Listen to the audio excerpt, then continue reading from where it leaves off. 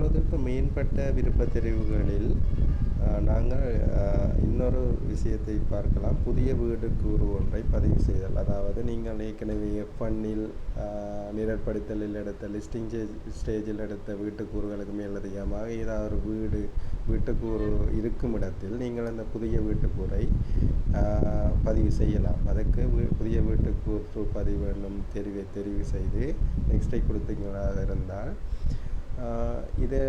நீங்கள் இது 3 இலக்கத்தில், அதாவது லென்த் வந்து இந்த கட்டிட இலக்கம் யூனிட் இலக்கம் வந்து கட்டாயம் எண்ணிக்கை இலக்கங்களின் எண்ணிக்கை கட்டாயம் 3ஆக இருக்க வேண்டும். அதாவது லென்த் உதாரணமாக 0 ஏற்கனவே 1 என்ற வீட்டுக்கு 1 என்ற ஏற்கனவே வீட்டு கட்டிடம் இலக்கம் இருப்பதால் நான் அதுக்கு 1க்கும் 2க்கும் நடுவே ஒரு வீட்டுக்குறை ஏற்படுவதற்காக 001 A எனும் ஒரு புதிய கட்டிட இலக்கத்தை நான் உட்செலுத்துகிறேன்.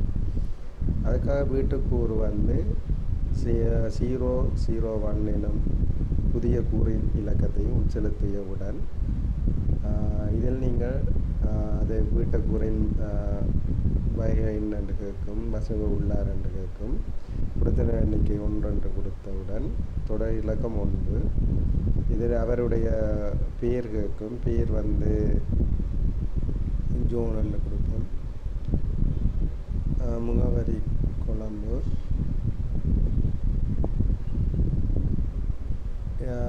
உறுப்பினர் எண்ணிக்கை 1. இப்போ நான் ஜோனினுடைய சரியானது தொடரவும். இவர் ஒரு 6 மாதங்களாக தொடர்ந்து வசிக்கிறவராக இருக்கார் என்று கொடுத்து ஓகே கொடுத்து நாங்கள் மேலதிக விவரங்களை தெரிவு செஞ்சு கொண்டு போகலாம். இப்பொழுது நான் இதை ஒரு பாசியஸோ பண்ணி இப்பொழுது நான் இதை பாசியஸ் பண்ணால் வெளியேறும் முன் இதை சேமிக்க விரும்புகிறார். எஸ் என்று கொடுக்கிறேன்.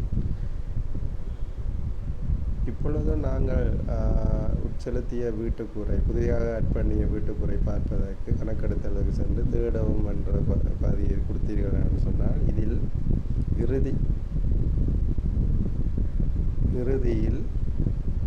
இறுதியில் நாங்கள் உட்செலுத்திய விவரங்கள் இதில் வந்து சேரும். அதாவது 001A அதில் முதலாவது வீட்டுக்கூறு அது நியூ எண் என்று காட்சிப்படுத்தும்.